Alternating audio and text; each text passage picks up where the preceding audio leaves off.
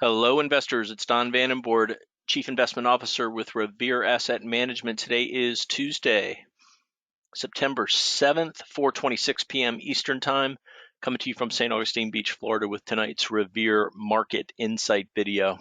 State of the market, we continue to be in an uptrend. If you check over here at the trend gauge, we've got leaders pointing up in the bullish direction. Short term, the indexes are 4 of the 5 are above their 21-day exponential moving average. The Dow Jones Industrial Average broke through the 21 today and is sitting on the 50. So that's the reason for the yellow arrow here under short term. Medium term and long term, all 5 indexes are trending above those moving averages. We'll take a look at charts of the indexes in a moment. Why do we check those every video? Because 75% of stocks will track the trend of the overall market. So what happened today? Mixed bag today. We had leaders resting, Dow lagging, QQQ leading, and we also had crypto crapping as Ethereum down 13.5%, Bitcoin down 7% on the day, and just about every crypto was down. I'm looking at a list of them here, like 20%-ish. I don't know why. They're not stores of value. They are they're a game of musical chairs, in my opinion. They're backed by nothing. I wouldn't be. I mean, we talk. You hear a lot of the talk about how you need an alternative currency because the dollar, the yen, the euro are all backed by governments and countries that are basically broke, and there's no argument with that. But any currency is based on confidence, and I don't know how you can say something's a store of value when it can drop 20% in a couple hours. But anyway, there are true believers, and I respect that, but I also respect price. So let's move on here. So leaders resting, you can see the G5 index. That's an index we use to track how growth stocks are acting. It had been up for about 6 sessions in a row, taking a little bit of a break today. S&P 500, this is wrong. This should be down 0.34%. NASDAQ 100 led, FANG stocks very strong. Underneath the surface in the NASDAQ 100, there was weakness in software and semiconductors, a little bit soft, but the big FANG stocks kept the QQQ on top of the leaderboard today. Dow Jones Industrial Average lagged down 0.76%. Goldman Sachs downgraded their GDP, and that seemed to be the opinion of Wall Street, is that that's what hit industrials today. We go by price, we don't go by predictions, but it was down, and Goldman did lower GDP, and it would seem to make sense that that would hit industrials. Mid caps down 1.17%, Russell 2000 down 0.7%. Let's take a look at some index charts now, but first let's take a look at the brain trust at Revere Asset Management. If you're interested in a conflict-free fiduciary registered investment advisor that participates in the upside of markets and protects your hard-earned capital when things turn to the downside, give us a shout. Seems to be a common sense approach to me when I first started studying different investment methodologies over 20 years ago.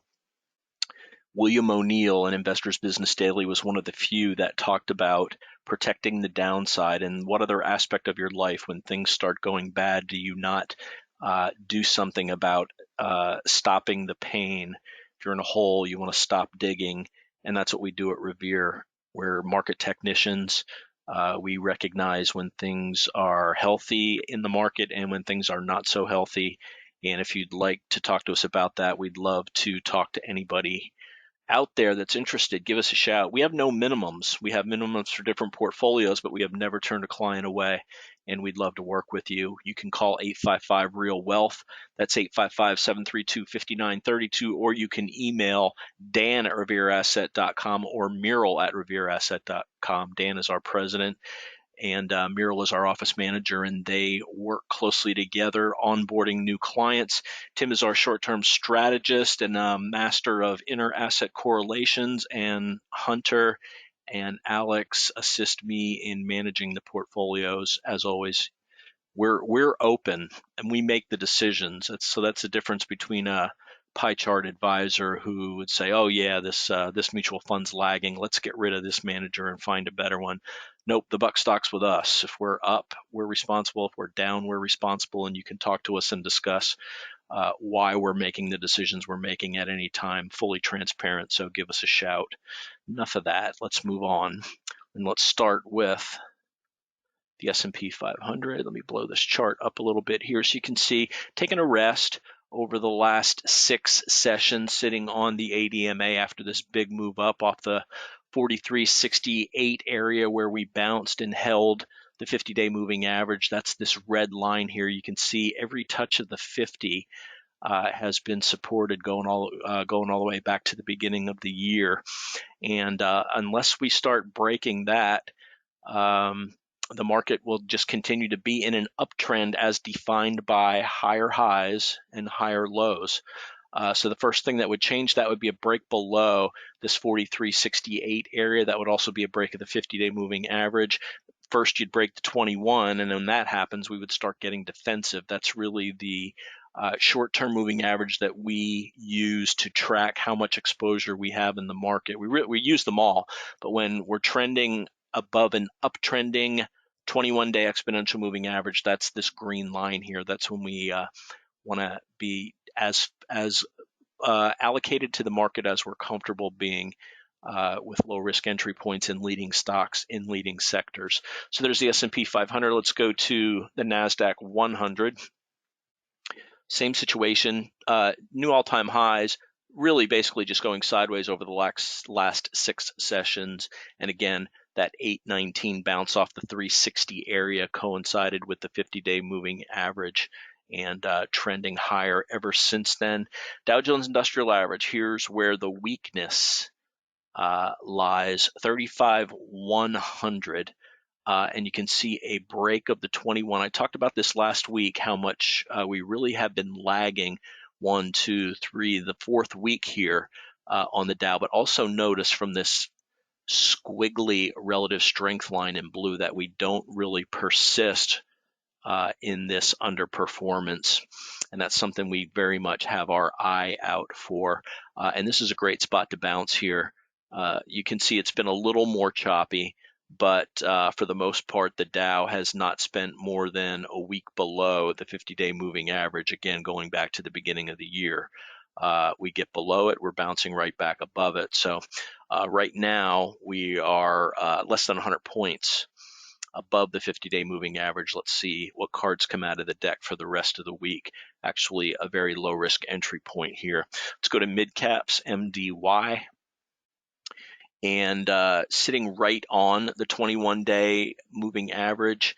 Got to the top of the range last week, couldn't quite get through it. 2-day pullback now, and finally small caps showing leadership over the last 2 weeks, but giving a little bit of that back, which is natural over the last 2 sessions, right above the 8 EMA. So those are the major indexes. Let's take a look at the 5 growth proxies that we look at that make up the G5, and this really dictates our direction in the market.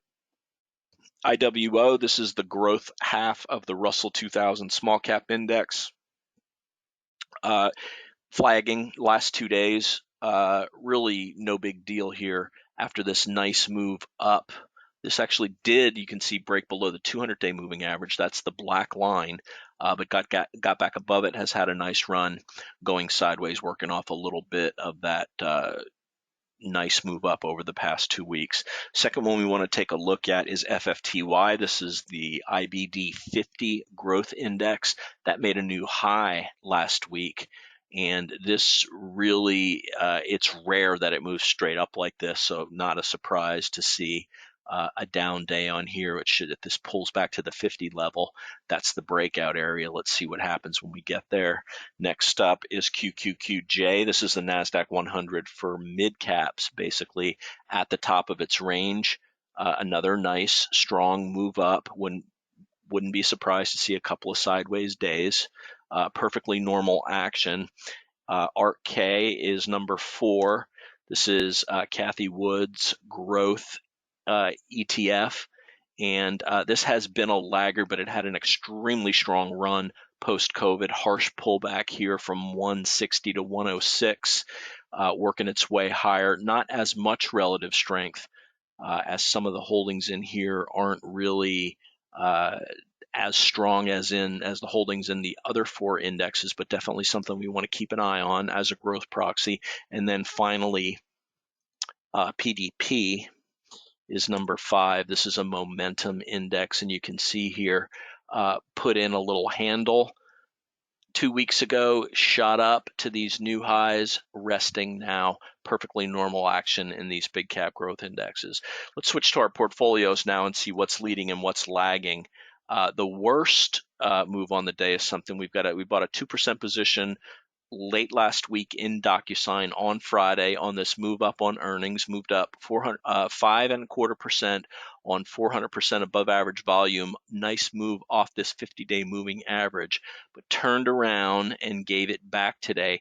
Broke below the 21, broke below the 50, sitting right near the low of the day before earnings. This is right on the edge of our stop. Going to give it another day, see what happens tomorrow. Wouldn't be surprised if this is a shakeout and it gets back above the moving averages, and if so, that's fine. It'll get a stay of execution, but continued weakness, it'll be cut out of the portfolio. And as always, we've got our stop set so that we never lose more than 0.2% of the overall portfolio on any individual position. That means we can do 5 buys in a row. They can all fail and we'll only lose 1% overall of the total portfolio. So we position size, risk management is critical to us. We take a look at our position size, factor in the volatility and the entry point, and we go from there for everything that we own. But definitely a disappointing day for DocuSign today. Also a minor disappointing day for CrowdStrike. This was its reaction to earnings where it was down, but it bounced off the ADMA, but reversed today on higher volume than the 2 days that it bounced off the ADMA. This is also very close to our stop also. All in all, not bad, but we just simply limit our downside to 0.2% from our entry. And worst case scenario, this should bounce at the 50 at this green line. That's the 21-day moving average. But in all honesty, it shouldn't have broken below the low of the gap up. The move down day. That's the inflection point day on earnings, and it closed above it, peaked its head below it, but ideally today's low will put in the low. How about some things that acted pretty well today in our portfolios? Upstart, they raised their sales and earnings guidance before the open. This has been just a fantastic hold for us, continues higher, and it's up even more after hours as an influential analyst is talking about how it's his stock of the year. Nice move on Upstart. Also a nice move on DraftKings. This is one of our top 4 holdings in GROTECTION. We initially bought it when it broke above this 56 level, added to it when it broke above 60, and now it broke above that level also. You can see we're even with some of this resistance here from when it pulled back in March.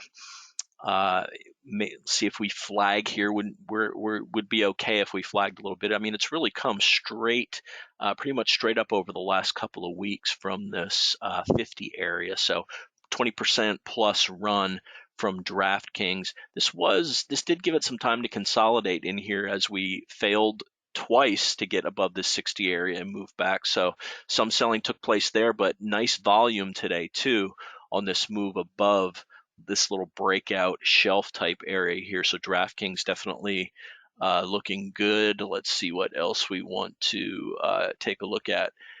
Tesla, nice day today. Also a breakout above the 730 area, volume about average, but the volume patterns look down here very nice for Tesla over the last 3 weeks as the blue bars are are positive, and they're higher than any of the red bars, which were pullback days. But this is a very nice move for Tesla above this 730 area. Next level of resistance will be around 780. As you can see over here on the left side of the chart, last time it tried to form the right side of a base, and then it pulled back, broke below the 200, then kind of rode the 200 higher before getting into gear over the last couple of weeks and then breaking out today. Let's talk about what did not work today. ETHE, we had a mid-teens gain on this. Two different buys we made.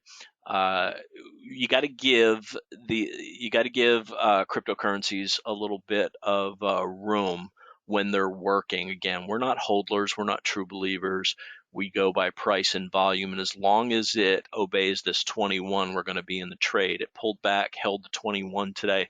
So although we gave back a decent amount of gains, this is a 3% position size, and it bounced right where it should have bounced. And that also coincides with this big breakout area here this is an ETN. It doesn't trade exactly in line with Ethereum, but this was a big fib area, was the 33.55 area, and it came back, tested it, got back above it, and it's still hanging right above it right now. Below today's low in the 21, we'll be out of it. Let's take a look at Bitcoin to GBTC. Again, this is an ETN. This isn't the actual Bitcoin itself, but see how this really just ran into resistance here at this 40 area, which coincided with the 50K area in Bitcoin itself. But natural area to pause here.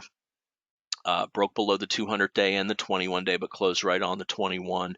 So let's see what happens with these. We have no position in Bitcoin. I just wanted to point out the volatility in these today, and that's going to wrap it. As always, let's see.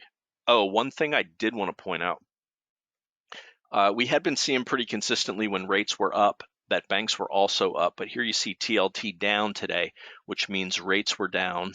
I'm sorry, which means rates were up, but the banks didn't participate. So that's something we're keeping an eye on, as that would be a changing character for those two to get out of sync. And another reason to be cautioned this week is the 9/11 anniversary coming up on Saturday. There might be some knuckleheads trying to do something to take a shot at the freedoms that we've earned here in the United States of America. So it could be that the big institutions are just taking a little bit off the table, being a little bit more defensive as the 9/11 anniversary comes down the pike later this week. So that's going to wrap it. As always, love to hear from you. I'm on Twitter at DVandenbord. You can email don@revereasset.com or phone 855-REAL-WEALTH. Wrapping up Tuesday, September 7th. This is Don Vandenbord with Just the Facts. Thanks for listening, and have a great day.